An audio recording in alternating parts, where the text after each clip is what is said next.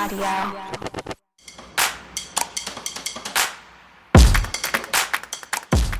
Hey y'all, welcome back to the Struggle Climbing Show. I'm Ryan, I'm your host. How are you? I'm so psyched that you're here. This is a really fun one I got for you this week. If you weren't able to make it out to Rocktoberfest last week, we've got a broadcast for you here from this live interview that I did with Babsy and Jacopo. Just the absolute crushing power couple of climbing right now. God, they're so impressive. I loved this conversation. And it was so cool because it was live from iconic Miguel's. If you have ever been to the Red, and even if you haven't been to the Red, you've seen the Miguel's t-shirts at your local gym or your local crag. It is just like the epicenter of Red River Gorge climbing. Miguel and his family have been supporting climbers since, I think, the 90s. Is that when Miguel's opened up?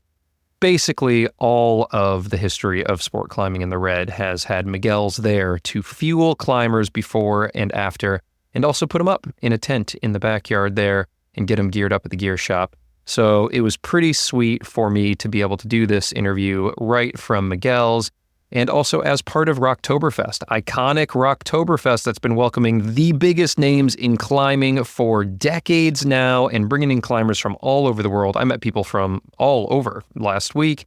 People came in for the crispy temps and came in to experience Rocktoberfest. What a great time, and all of that is thanks to the incredible work from our friends over at the RRGCC, or the Red River Gorge Climbers Coalition. Man, it's such a great organization. If you call the Red River Gorge your home, and that's basically everybody from Michigan to Florida, the Red is the home crag for basically this half of the country in the middle here, this swath of the Midwest. If you call the Red your home crag, or even if you've just come and visited and climbed here and you appreciate the trails and the landings and all of those beautiful bolts on route, all thousands. I mean, how many thousands of routes are there? 3,000, 4,000 routes out here at the Red. All of that has been made possible in part or in whole by the work of the RRGCC. So if you have a few bucks, would love for you to pop over. I'll put that link in the show notes. Support those guys and the work that they're doing. It's just so important to keep our climbing accessible and safe. And they're currently buying up more land and working out partnerships with other landowners in order to bring even more climbing, as if thousands of routes weren't enough. We've got more on the way thanks to the incredible work of the RRGCC. So what a blast I had at Rocktoberfest. Thank you all for having me, not only with this interview with Babsy and Jacopo, but then on the Friday night of the festival, I had a world premiere of a film that I did with Alex Honnold. It's called Struggling with Alex Honnold, where Alex and I spent a day struggling. And he got me out of my comfort zone, but I got him out of his comfort zone too. And I'm really excited. For those who were there, the film was incredibly well received. I was really appreciative of the audience and all the positive feedback. I worked really hard on it. It was such a fun film to screen at Rocktoberfest. And if you weren't able to make it, you are going to obviously hear this interview that I did with Babsy and Jacopo right now. And the film that I did, Struggling with Alex Honnold, I'll be releasing on the Struggle YouTube channel pretty soon here. Not just yet. I'm going to release it early for patrons of the show. So if you want to support me and the show that I'm making here, you can sign up to become a patron, and I'm going to release it to patrons first and then out on the YouTube channel at some point later this year or early next year. Man, I had a blast making that film. You'll see what I'm talking about when I say I got Alex out of his comfort zone. It's a pretty funny moment, I thought, and I'm not sure he's forgiven me yet. All right, now let's dive in with Babsi Zangerl and Jacopo Larcher, two of the absolute strongest climbers in rock climbing across all disciplines, from bouldering to sport to big wall and everything in between. These two are really impressive, not only in how highly they perform, but also in how willing they are to embrace the suck, to start something new and say, yeah, I'm just a beginner at this, and then to just work at it and get better and better and better. This conversation covers all of that and more. So let's get into it right now, live from Miguel's. Grab a beer, grab a slice of pizza, and let's go.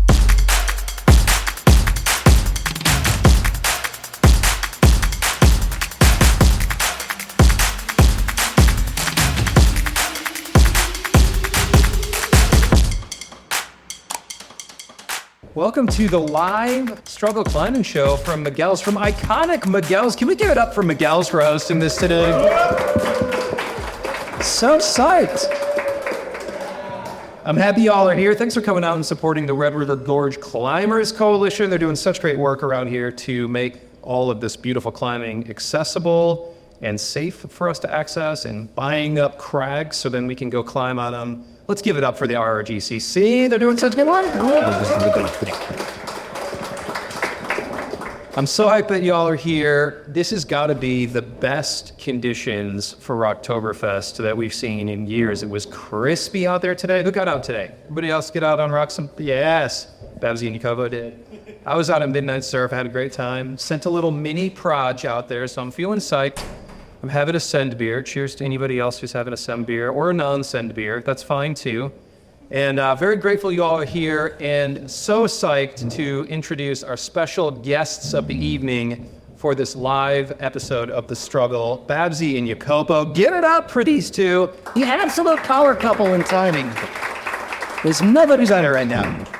Welcome, you two. How are you feeling? Great. It's great to be here again. My second time here, so it's amazing. Welcome back.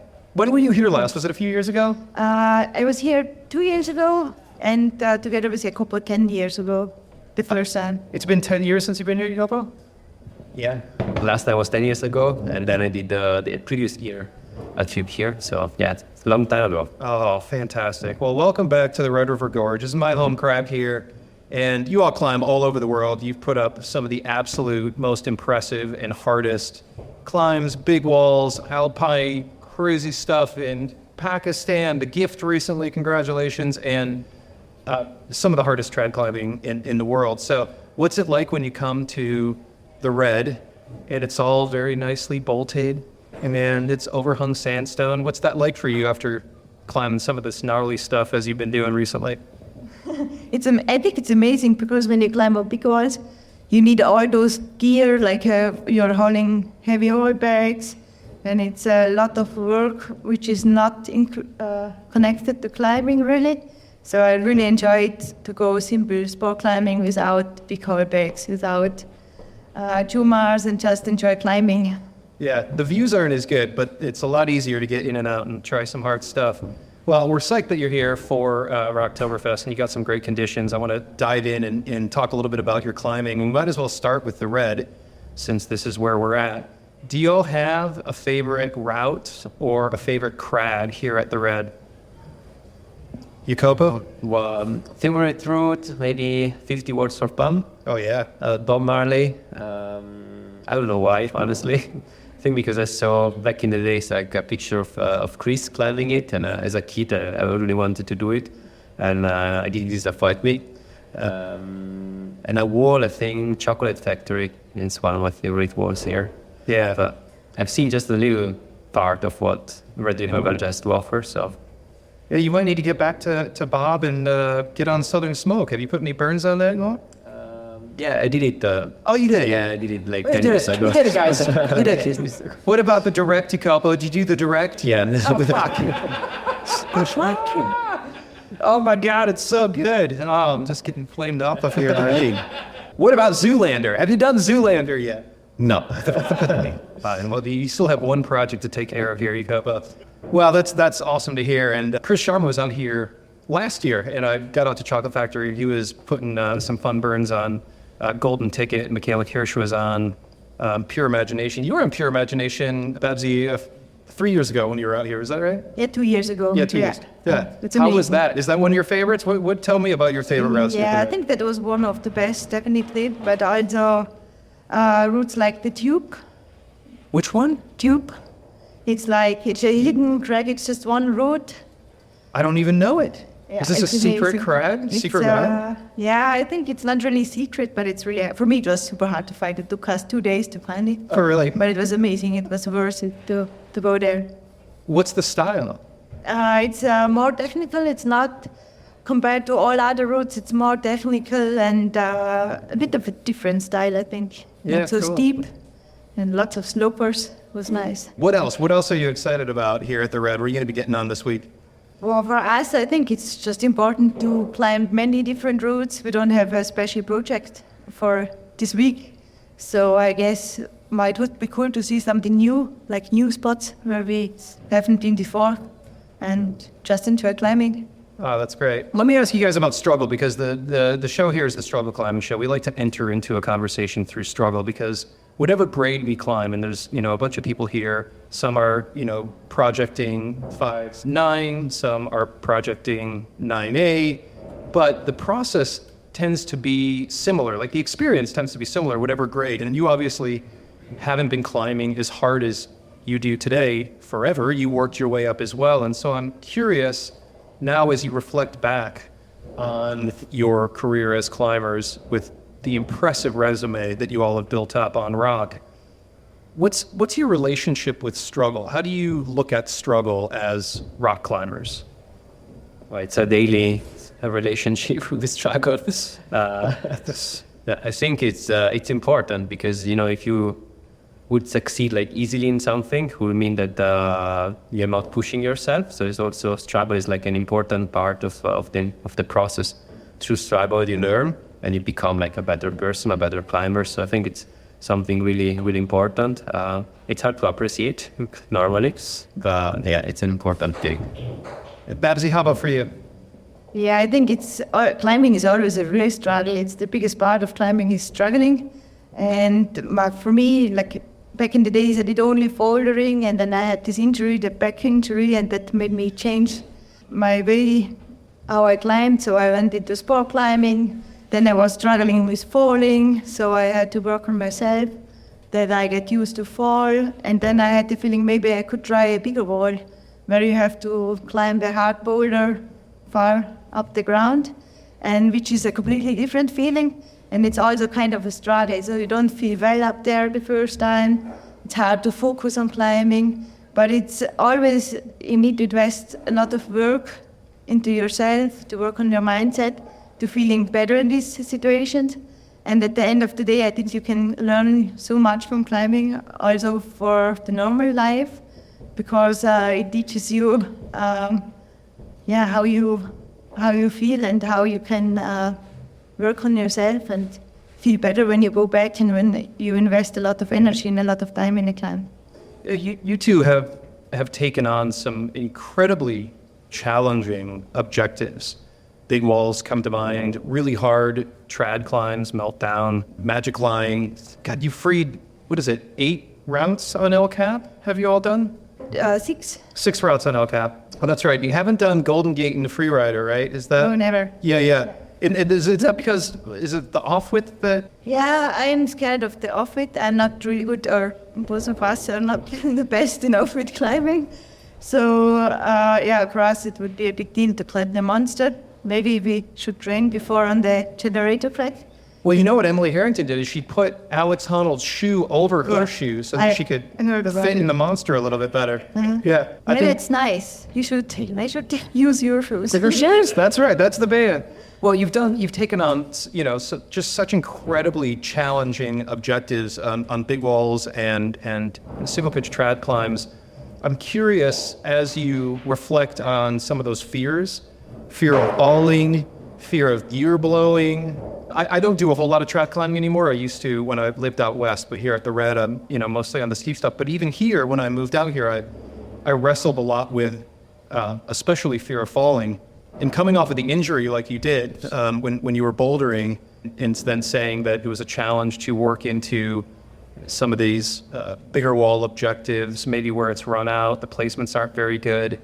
Can you explain to us here, how you kind of worked your way up to now taking on what seem to be and are, some of the hardest and some of the sketchiest climbs that I've seen anybody climb in a long time? Yeah, when I started multi-pitch climbing, I started in the Ratikon, and it's known for its long runouts. Yeah. And all the routes are set up ground up. So I had the idea to do the same, to start from ground up and see how far I can get. And I remember when I tried Silbergeier, it's a very famous route in the Ratikon, together with Nina Cabrés. We thought that we can climb up at least a half of the route with lots of hangs, but we didn't make it through the first pitch because the run was too long. And then you really have to decide what you want to do in that hard sequence. And when you have 5 or 6 goes on it, then you're tired, so you have to go home. And this is how I learned it, that then you really have to take the falls. And when you take multiple falls, then you feel better with it. But it was definitely a long learning process, and I had to go back again and again to feel better in that style. It was something completely new, and I think the best is when you invest a lot of time and just you can't really train it in a gym. Like when you can't train falling in a gym, I think, or you can't train those exposed situations in a gym. It's not the same situation. So you really have to put yourself out there and be in that situation and take it how it is and come back with a better mindset. That you build more trust in the gear and the systems and yourself as you take the mystery out of it. I'm assuming, how much time do you spend in a gym? In winter we spend a lot of time in the gym, we train a lot, but in spring, summer and autumn we mostly climb a rock. And you have a job, right? You're like a weekend warrior. I mean, you have like a job? Yeah, not a job, a little job. A little job, okay. It's in a hospital? Yeah, that's I'm right. a radiographer, so I do the X-ray, and I work for 30%. Most of the time I work 100% for 2 weeks, and then I have 1 month off. So it's not an overjob. That's a pretty good deal, Babsy. I like that deal.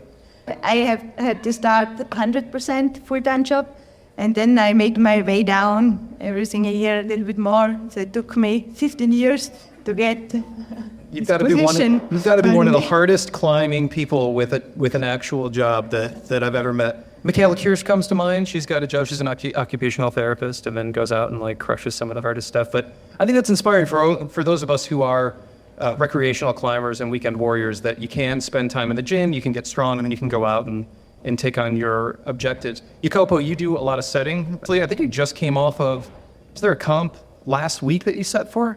Yeah, exactly. I'm a route setter. Yeah. I just came back from South Korea. I arrived yesterday, so jet lag is kind of real at the moment. Totally. But yeah, it's also not a full-time job for me. The good thing about my job is that I can just like pick the jobs that I want to do. So if I want to have a lot of free time, I can just decide not to set, or the other way around. But it's nice for me to have something else, you know. It's still really lead to climbing, obviously, but it's nice to have this part of, yeah.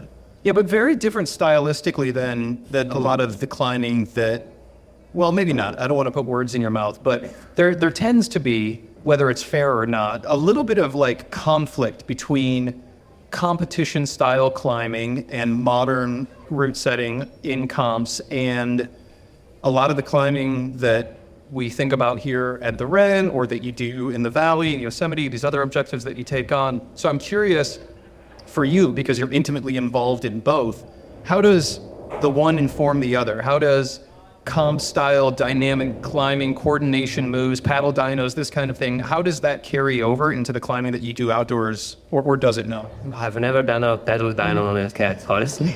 And I hope that I will never have to do it. No, I think it's something completely different, honestly. There are two words that obviously are still linked because it's climbing, but comp climbing is taking a completely different direction from rock climbing, which could be good, could be bad. I'm not the right one to judge it. But for me, it's definitely interesting to be like active in both worlds, because I get to see both, and like it's motivating to switch from one to the other. Are there routes, like I talked to Carlo Traversi a little while ago, and he has done boulders where there have been some like kind of paddle dyno moves and like a little bit of like a coordination, kind of had a comp feel to it. Do you encounter out on the climbs that you all have done, do you encounter cruxes or sequences that are informed by that comp style climbing or how you train in the gym? And I'm just curious for myself, because I tend to walk into my local gym and I see that section and I just walk the other way. I'm just like, find me something steep, you know, find me something that's like the red essentially. And I go towards my strengths, which I think is probably not the best thing to do. But it's very humbling for me to get on some slab and coordination problems. And I don't tend to encounter a lot of that, but I also predominantly just climb here at the red. So I'm curious, how much is informed by that style climbing for each of you? Well, I'm like you, honestly. When I go training at the gym, I just like look at that section and I just walk away. I really enjoy like setting those moves and climbing on them, but I believe that they're not like the best training for what we do outside. So that's why I don't do them normally. Maybe for bouldering especially, it could be helpful to be able to do some kind of moves in that style, but for what we mostly do, like fat climbing and sport climbing, big walls, I don't think that it's necessary or like helpful to be able to do them.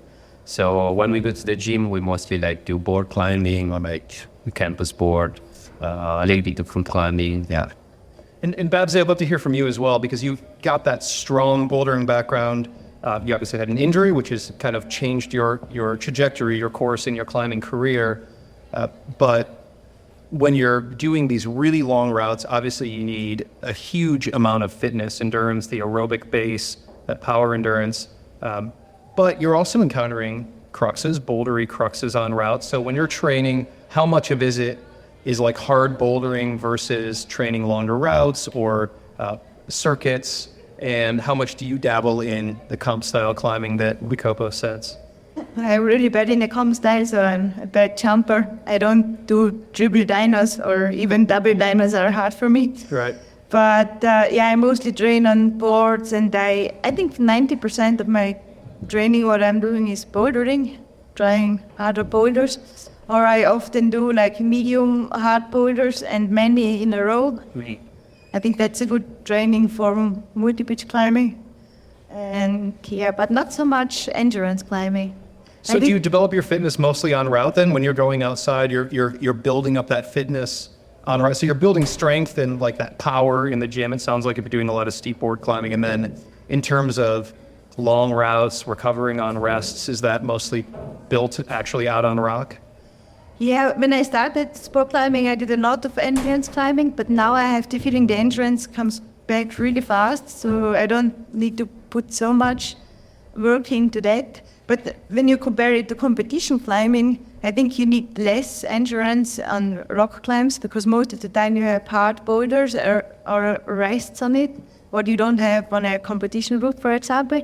So this is the reason why I mostly focus on bouldering, and that helps me a lot because when there is a sequence what I can't do on a route, then I have a problem. But when I couldn't do all the single moves, then it's just a question of the time when I can climb it. So, and for me, like the best training is when I have a project, I just go there multiple times and try to climb it, and then I think I gain endurance and power for that special climb, and that helps the most, I guess. And you all, for the most part, tend to climb the same routes together. You're, predominantly one another's partner. You've put up some of these incredible objectives, some of the hardest traditional climbs in the world. And I'm curious how your styles like compare and contrast. Do you all work out the crux sequences together and intend to work them in the same ways, or are you having to solve these in different ways? Yeah, I think it's a bit of a mystery because Jacopo is so much stronger than me in the climbing gym. I can't do the single moves what he's doing on those boulders. Outdoors, we almost never have the same solution. It's always a little bit different. Sometimes it's like that when I figure out the beta, then he has a harder beta, and when it's too hard for him to send, then he goes on my betas. Why not start with the more efficient beta? Bro, what are you trying to prove over here? Yeah, I think he just, for me, the motivation grows when I invest a lot of time in the climb, and maybe for him it's the other way around. He always wants to do it fast, and I just often need more clients. So, Jacopo, I would love to hear from you on that, because I think that there's certain betas can help us to flow through sequences in better ways. And I'm notorious for just trying my friend's beta and continuing to try it, and it's not working. And then at some point in time, I'll be like, oh, maybe I'll try it a different way, and that'll work better for me. And so I kind of get locked to in this lane sometimes of the beta that I see, or I'll watch a video and I'll be like, oh, that's the way to do it. For you, when you're working out your your approach is like, what's your process there, and how much are you informed by what Babsy's doing? Normally, I don't have a lot of patience, so I try to figure out something at the beginning, and when I see that it works out, I stick to that beta. Right. If the route is not like crazy hard, if it's really, really hard for me, like on my limit, then I try to really like fine tune it and find like that easiest solution. If you're trying something together, it's always helpful because then I can stick to Babsy's beta. No, but in general, it's always like easier, I think, to work something together or like with more people because you don't get like stuck in your own beta. That's the thing. One hard thing when you do like a first ascent and you're just trying the foot of the boulder alone, most of the time you get stuck in your own bubble and you keep on trying the same solution, and then maybe there is something super obvious that you can't see that will make the route really way, way easier. It is interesting, when people at a very high end work something together, it does seem like very quickly the best beta is figured out. What seems more challenging, I think, is like if you're solitary, like if you're in your bubble, if you're only working it by yourself. And do you all often meet up with others and work on projects together, or do you tend to just find an objective yourselves and try to work it that way? Well, I think it depends where. Maybe on a big wall, then you just climb with your partner. Normally, you don't have like a big crew. Right. Another crag, maybe it's easier to like to just climb with more people and to share betas. Yeah, I'm really inspired by the trips and the adventures that you all take. You don't seem to stick to one style of climbing. You seem to push yourselves out of your kind of comfort zones and your strengths and take on so many different types of rock and movement and angles and big walls and single pitch and tread and sport. I find that really inspiring, maybe because I'm in a season of life where really what I can only access consistently is either at the gym or here at the Red. And I'm spoiled to be able to call this my home crag. So I've got no complaints, but I do aspire to, when I can get into a season of life, to going on some bigger adventures and getting out and trying different things. And I'm just curious from your perspective, if you have any thoughts on that, any recommendations for myself and those who are listening who are maybe kind of in their own lane right now, but want to push out and want to try some trad, maybe want to explore some really big multi-pitch days or a big wall one day and have that experience. What can you share? What is your experience informed? To get back to like this change between disciplines, I think for me and I think for us, it's really important to always switch to keep the motivation high. I couldn't imagine to just sport climb the whole year. I think at one point we'll just have like a huge like drop in motivation, and the switching all the time really helps me to keep this motivation for climbing really high. Babsy, yeah, I'd love to hear your thoughts on that as you went from bouldering, to now, really incredible expeditions and big walls. For those of us who maybe won't be able to take on some of the things that you have in scope, but do you aspire to going on, some bigger adventures and trying different styles of rock climbing? What was that experience like for you? And do you have any thoughts or tips for those of us who want to? Yeah. When I started climbing, I was so focused on bouldering that I couldn't even imagine to climb with rope. Like I went rope climbing just on the rest days. When I went with my friends, I was not interested at all. And when I had this injury, I really had to change my focus because I was not able to go back to bouldering really fast. So it took some years. And then it opened my eyes, like going to these different disciplines. And I think with climbing, it's so cool that you have all these different variations, what you can do. You can go drag climbing, you can go crag climbing. And I remember those experiences when we went to Indian Creek and we already climbed pretty hard on the spot climbing routes, but we sucked on crag climbing. We couldn't do the warm-ups of those guys. This is something I really enjoy in climbing, and I think it's all about the memories what you get in climbing, also with the adventures. When I look back to my climbing life, I remember the very intense experience. Doesn't matter if it was bad or happy moments, but I really remember those big adventures where it was super hard, or it was super cold, or it was amazing sunset, or I had amazing time with good people on the wall, for example. Those memories are really important to me. It doesn't really matter how hard the road was. It's more about how intense the memories are. And I think this is really important to me. And that's the reason why I change in different climbing styles, because you always can learn something new. And I like when I suck on something, because then it's like when you start. You like when you suck? Not at the moment, but it's so nice when you start climbing, for example, you get better so fast. And this is something really cool, I think. Yeah. And when you start crack climbing, it's the same. You're maybe an experienced climber, but you start from zero, and you have the same again. And all in all, I think it makes you a more rounded climber. And I think climbing is the best sport because of this. What do you think you'll suck on next? What's the next thing to get good at? Ice climbing? I'm really bad in ice climbing. But So it's maybe that's cold. it? I don't know. It's too cold. You don't like the cold. Yeah, it was really cold. I'm not sure about that one. And I'm also not sure about the really big mountains, because it's maybe too much suffering for me.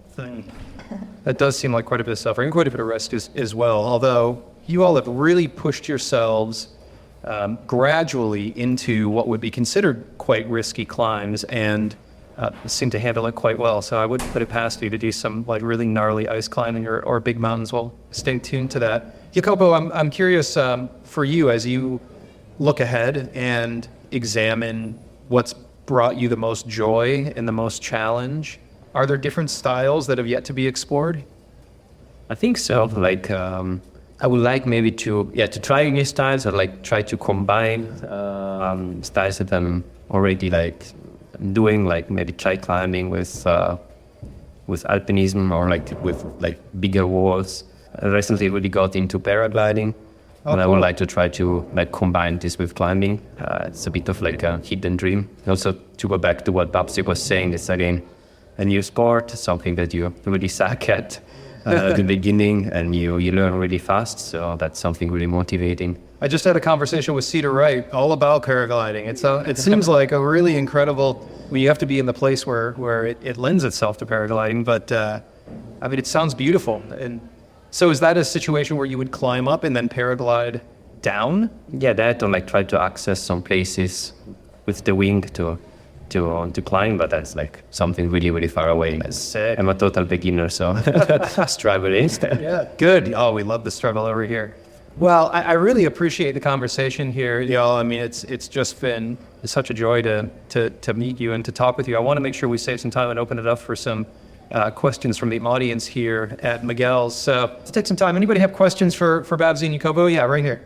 So, I bet that you've all been asked about what got you into climbing, or what kept you into it short term, but sparked that passion that made it a lifelong thing for you.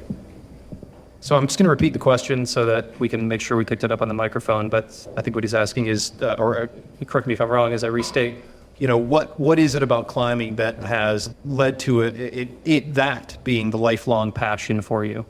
That's a good question. I think for me it was the sense of freedom that it gave me. I remember as a kid I tried a lot of different sports, but I'd never felt that sense of freedom that I felt during my first climb. And then in that moment I realized that was what I wanted to do, and it became not only a sport, but a school of life, basically a way to grow as a person, or just become a better person. When was this? How old were you? I was 9 years old. Yeah, so a long time ago. Wow, that's great. Babsy, how about for you? Why climbing? I think because there are so many different styles, this makes it always motivating. You can change in climbing when you get bored of a style. This is important to me, and it's connected to traveling, seeing new places. And every single piece of rock is different. It's never the same. The moves are always different. And this makes it so cool, I think. Beautiful. Thank you so much. Appreciate the question. Back here. What tips do you have for an aspiring professional or sport? What tips do you have for an aspiring professional rock climber or sponsored rock climber? So, dude back here's crushing, wants to get paid, wants to get some free gear. What tips do you have? Never have the goal that you want to be a sponsored climber. You failed the first test. I think it should be like a side effect. Enjoy what you're doing, and I think it should come by its own, like focus on climbing. And I think it should be the same also without a sponsor. Like the sponsor, they make it way easier, and it's for sure the best what you can have. But at the end, it also works when you have a job. And I think the most important is to have your own passion and just go your own way, and the rest will come. I think that's a really interesting question, because I think a lot of us out that are listening or that are here or that are at Rocktoberfest see climbing as not just a passion, but like we feel that it would be like the dream lifestyle to become sponsored, to get paid to do a thing that you love. And I'm curious, from your point of view, if getting sponsored changed your relationship with climbing. Is there more pressure? Did it make it in any way a less pure experience once climbing became your job? No, not really, but we always, like, with our sponsors, I think it's really nice that we decide what do we want to do, and our sponsors support those missions, and we are not forced to do something what we don't want to do. So it's still our passion, and I'm happy that we have the freedom to decide by our own and just do what we are really psyched for. So it didn't change really, like for me, and this is also one reason why I had the job beside of climbing. I could live out of climbing, but I like to have the freedom that I can always decide when it doesn't work out. I just work a little bit more in the hospital, and I still have the climbing bubble for me, and I want to keep it not as... It doesn't feel like a job for me. It feels like my passion, and I really want to keep that. That's mindset. beautiful. Jacopo, anything to add to that? I think that's kind of the point. Like for us, that was like the way we approach it. Doesn't mean that it's the right way to do it, but I think it's really important that even if you are a sponsor climber that becomes your work, you still see climbing as your passion. I think it's important to be able to separate that you think. Of course, there are some moments when you really have to work as a climber, but then you also have to make sure that climbing is what you're passionate about. And I think what's really important is like to choose then the brands to work with the brands you're aligned with, that share your same like visions. Yeah, shout out your brands. Who are taking good care of you? Give them a plug. I didn't say it for that. That's okay. I'm going to give you the opportunity. Who's taking good care of you? Black Diamond. Black Diamond. Let's give it up for Black Diamond for bringing Babsy and Jacopo here. That's not a cheap ticket from Korea. Where were you? South Korea. Yeah, South Korea. That's a $30,000 plane ticket right there. Yeah, there's not a whole lot of money in climbing. And let me speak for podcasting. Not a whole lot of money in climbing podcasting. So you got to do it because you love it. Thank you, though. Great question. Really appreciate the insight there. It's so fascinating to get a peek into the lives of pro climbers. We'll probably do a few more questions. Any other questions for Babsy and Jacopo over here? Yeah. Yeah, so given that you both have such unique styles, can you walk us through your process in when you're picking objectives together? Like, are you thinking, like, this is what I'm really psyched to do, or are you thinking about each other, like, and playing to each other's strengths? Good question. Let me just repeat it so we can get it on microphone. The audience member was saying that you two have very different, unique styles, and when you're looking at projects, do you think about what you just want to do, or are you looking at what your partner also might excel at and what their strengths might be? Did I recap that okay? All right. So it was a big fight at home when we had It's a big fight. No, I'm joking. And that's the struggle, yeah. No, honestly, most of the time we really align on that. Like, we have some lines that in mind that really motivated us, and then we just try and go and try them, even if we know that maybe are not our style, and we will have a hard time. But I think it's also cool to just try some projects that are too hard for you, or like are something new, and you will struggle, like you will have a hard time. And if you succeed, it's good. If you don't succeed, you're even more motivated to go back and try them again, or just get better in that style. And then sometimes we have some projects that some is motivated for them, and the other not, and so we just go maybe with other friends or with other people, but we don't try to force the other one to like follow. Yeah, Babsy, if I recall, correct me if I'm wrong, but I think doing the nose, you were psyched to do the nose, and Jacopo was maybe not as psyched to do the nose. Is that right, or was it? That's why we did the nose after. Yeah, I mean, how does it work when one of you is psyched on like a big wall objective, especially, and maybe the other one isn't as much? I think in the big walls it was like Marshall was his idea, and I was like, yeah, maybe this will be way too hard for me, but I go and try and see how far I can get on that one.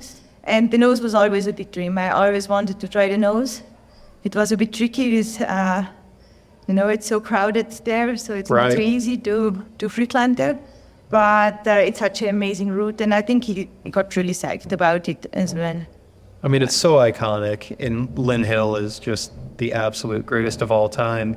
But I have talked to some friends recently where they've gotten up to the Great Roof or the Changing Corners, and it's just been so packed they haven't been able to do it. They weren't able to get in there before they ran out of time. And I am curious what your experience on El Cap has been, as it's not a bad thing that more people are climbing at a high level and want to take on these iconic objectives, but what unique challenges come from climbing these iconic routes that are actually then quite popular and quite crowded?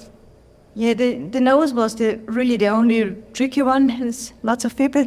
We were really early in the morning. We started early, and when we reached the base of the wall, we had the feeling we were the first ones, and we were super happy, like, yes, the nose for our own. Right. And then we climbed up the first 3 pitches, and there were people sleeping everywhere on the ledges, and they were all in front of us. So the first try, we only made it to the sickle ledges, and it took us about 10 hours. Wow. And then we wrapped down because we didn't have enough time when it takes us so long. And this one was tricky, but all the others, like Magic Mushroom, we had to clean half of the route. It was full of dirt, and it was a whole week of cleaning the cracks before we could even try it. And nobody was there. Like, it was amazing. We were on the wall all the time alone, and it's too hard. Nobody wants to be on it. You guys like started on like Zodiac and Magic Mushroom, didn't you? The first route was El Nino. Oh, El Nino, yeah. Second route was Zodiac, yeah. Yeah. And on Zodiac, it was also a bit tricky because of many 8 climbers climb up that all, and it can be that there are some protections on the hard pitches, and you can't really protect by your own because the cracks are closed. So you use the copperheads or some peaks on that pitches.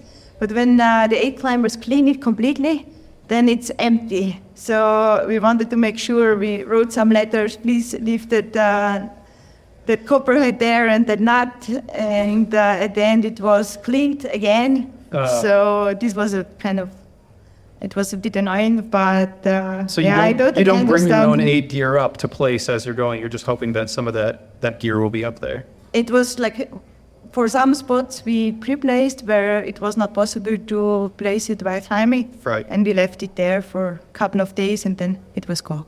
Oh, but man. It was okay. That happens here. I totally understand. Like, the 8 climbers, they don't know if they didn't know. And right, they just cleaned off the route. Yeah. 1 or 2 more questions, and then we'll probably wrap it up. Any other questions here for Babsy and Jacopo? Yeah, right over here. So obviously you guys have done some really challenging trad routes, so I imagine you've been in some sketchy or scary situations. And I was just wondering if in those moments, if you have a mental process that you fall back on to manage that fear. All right, our friend from down under over here said, obviously you've done some really hard trad routes, and when you feel really sketchy, do you have any like mental tips or tricks to work through those? How was that? Not bad. One beer in, and the Australian accent comes out. We got a Kentucky accent too. Yeah, mental tips and tricks when you're feeling that fear, scared. You guys have been on some of the scariest shit around, so you must have developed something. What works for you? I think the scariest moments we had on the easier pitches where we were on-sighting, or when you on-sight and you don't have the right gear, then it's getting really scary. Or when you get into a thunderstorm, for example, those are the really scary moments.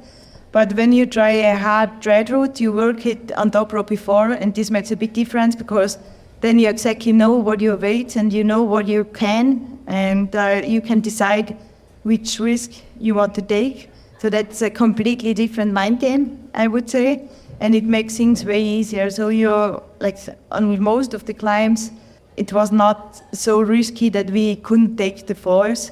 And then when you're on route and that's happening, maybe it's an on-site, you don't feel like you have the best protection, but you need to work your way through it. What do you do? What works for you, Babsy? And you probably will ask you the same thing. How do you get yourself through those emotions and that feeling? Yeah, sometimes it can be really hard that you don't panic in this situation. So I think for me it's really important to focus just on climbing. Just think about the next move and don't ever think about what can happen when you fall. When you have this in mind for just a second, then you are close to a fall. Mm-hmm. So I think it's always important to just keep it together and try to focus and be in the moment and just think about the next move and nothing else. I love that. Thank you. Jacopo, I'd love to hear from you on that as well. Have you worked through that when the panic sets in? I see it a bit differently, I think. So I think it's important to look for the next move, but I think what's more important, at least for me, is to, when I'm scared, to try to understand why I'm scared. You know, if I'm just scared because I'm high above one bolt, and if I fall, nothing will happen, then yes, I should just try to breathe and focus on the next move and try to climb.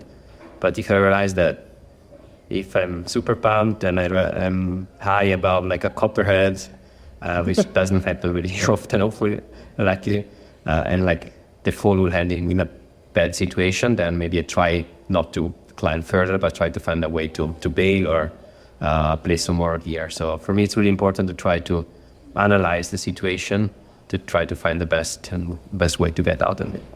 I love it. Well, thank you both so much. So psyched that you're out here at the Red. Can't wait to see you out at the Crags over the next few days here. My last question for you as we wrap up this live interview here from Miguel's is what y'all do on rest days, because a lot of overstock happens here at the festival, and for me, I want to get out every day, but I need to kind of force a little bit of rest. And so what do you all do when you're not climbing to take your mind off climbing? When you're resting, what brings you joy outside of your lives as climbers? Babsy, we'll start with you. On rest days, I go for a walk with my dog 3 times a day, and I go flying, paragliding. I really like. Cool. And just chilling. Sometimes, in the evenings or nights, watching films. Yes. And doing nothing. Or I go to work. That's it. And then think about climbing. No, not all the time. Oh, good. That's great. And Jacopo, how about for you? What do you like to do when you're on your rest days, when you're not thinking about climbing? I'm really bad at planning rest days or taking rest days, honestly. Most of the time when I take a rest day, the day after I'm more tired than the day. The rest is more tiring than just going out of bed. And I really like to be in the mountains most of the time, so go paragliding a lot, skiing in winter or running, just to switch and focus on something else. But I also like to invest a lot of energy in those activities, so it also it's not really resting. I realize that sometimes it's a bit too much. That's great. Well, that's the struggle as well, is making ourselves rest. Thank you both so much for taking the time, for coming out here to Kentucky to join us at Rocktoberfest. Such a treat to have you here. Have a wonderful time climbing on this steep sandstone over the next couple of days. Thank you. We will enjoy it. It's amazing. Best spot ever. Let's give it up for Babsy and Jacopo, everyone. And thank you all for being here at the Bells to kick off Rocktoberfest. All right, that concludes the live podcast from iconic Miguel's in the beautiful Red River Gorge. Thank you all for tuning in. If you could make it out to the Red, I hope I got a chance to see you and say hi. If you weren't able to make it out, I hope this was a nice little peek into the life of the festival out there at Rocktoberfest. you got to come sometime. It's really a great time, and the climbing is just the best. I hope you enjoyed what Babsy and Jacopo had to say. I really took a lot away from just how humble they were, how stoked they were on the purity of climbing and movement, and just being willing to struggle. And as Babsy said, kind of enjoying sucking at things for a little while before you get better. I'm certainly sucking at plenty of things right now with my climbing, but it's early season and I'm going to keep getting after it. I'm actually really psyched. I got out to the Force one day at the end of Rocktoberfest and just did a little bolt to bolt on the project. And I did all the moves, first try without falling, which was pretty cool. I was a little anxious. Actually, I think I was a lot anxious about how I was going to do on the project, and checking in with it felt good. I mean, it's a long way. Bolt to bolting it is a long way from going from the ground to the chains, but we're early season. I'm building that fitness, and I do feel, cautiously optimistic about how all of those individual moves felt. And just to be able to do the cruxes and do that really tough red point crux chain run for me at the end, like the last 15 feet or so of the route, that all felt pretty good. I'm feeling good. I'm feeling optimistic, and I'm most importantly, I'm feeling really psyched on the project. It's just such a good climb. So anyway, I hope you're feeling good or struggling or whatever it is that you're on right now. If you're out here, say hi to me or shoot me a message. I'd love to hear what you're working on. You can hit me up on Instagram or through the website, or if you're a patron or you want to become a patron, we've got a little group chat. You can send me a DM on there. One last shout out to the amazing brands who supported this live interview with Babsy and Jacopo, as well as the work of the RRGCC. That's SCARPA, Maxim, Rhino Skin Solutions, Petzl, and Boulder Bears.